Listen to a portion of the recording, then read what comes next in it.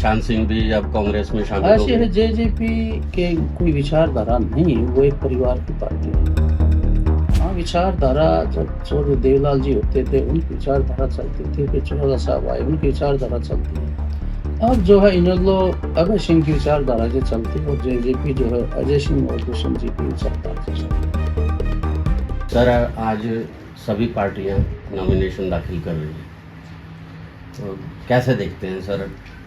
Nomination का समय चला हुआ है, तो सभी पार्टियां जो है अपने अलग अलग क्षेत्र से नॉमिनेशन जरूर करवा रही होंगी। तो कोई पार्टी कहीं से करवा रही है, किसी पार्लियामेंट से करवा रही है, कोई किसी से करवा रही है, तो नॉमिनेशन तो करना ही है।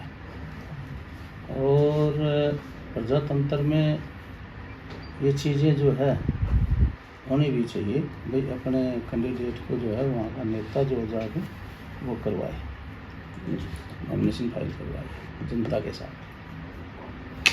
सर कांग्रेस गुरुग्राम से राजबब्बर को उतारा गया है जी चुनाव के लिए।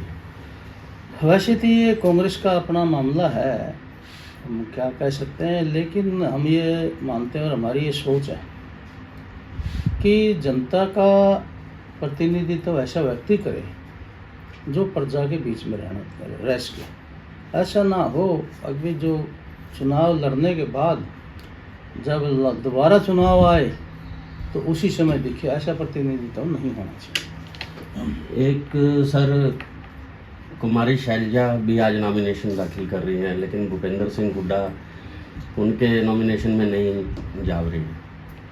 कैसे देखते हैं सर कांग्रेस का हालात आप सब जानते हैं, पूरा प्रदेश और देश जानता है कि कांग्रेस के अंदर अंतर्कलह इतनी है कि अपोजिशन वालों को कुछ कहने की ज़रूरत ही नहीं पड़ती, वो आपस में ही एक दूसरे की टांग कसते रहते हैं। तो मैं इस परिप्रेक्ष्य में देखता हूँ आज की शैलजा जी के ना जाना हुड्डा साहब का घटना को। बीजेपी और कांग्रेस, बीजेपी भी कह रही है 10 की 10 लोकसभा सीट हम जीतेंगे और उधर कांग्रेस भी दावा लगा कर रही है।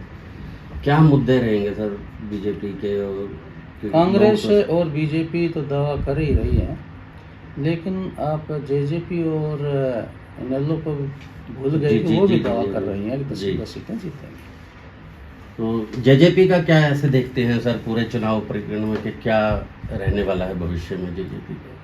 निशान सिंह भी अब कांग्रेस में शामिल हो ऐसे है, गए। जेजेपी के कोई विचारधारा नहीं, वो एक परिवार की पार्टी है। हाँ, विचारधारा जब चौधरी देवलाल जी होते थे उनकी विचारधारा चलती थी, फिर चौधरी साहब आए उनकी विचारधारा चलती है। अब जो है इन लोग अभय सिंह की विचारधारा से चलती है और जेजेपी जो है अजय सिंह और दुष्यंत जी की विचारधारा से चलती है।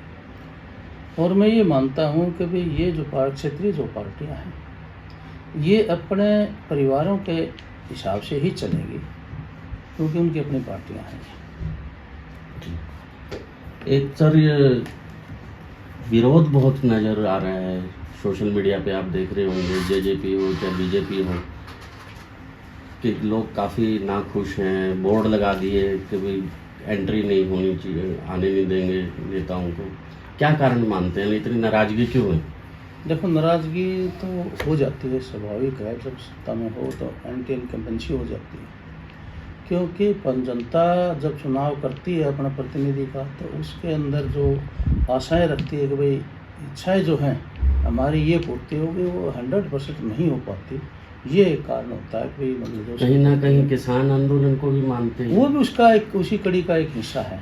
किसान भी ये मानते थे कि भाई हमारी जो है, हम जो चाहते हैं हमारे हिसाब से सरकार जो है निर्णय करे, तो उनके हिसाब से निर्णय नहीं हुए, इसलिए वो नाराज भी हो सकते। ये नजर का कारण है। हमसे जुड़े रहने के लिए हमारे YouTube चैनल को सब्सक्राइब करें और नई वीडियो की नोटिफिकेशन के लिए बेल आइकॉन को दबाएं। अगर आप ये वीडियो Facebook पर देख रहे हैं तो लाइक जरूर करें और ज्यादा से ज्यादा शेयर करें। धन्यवाद।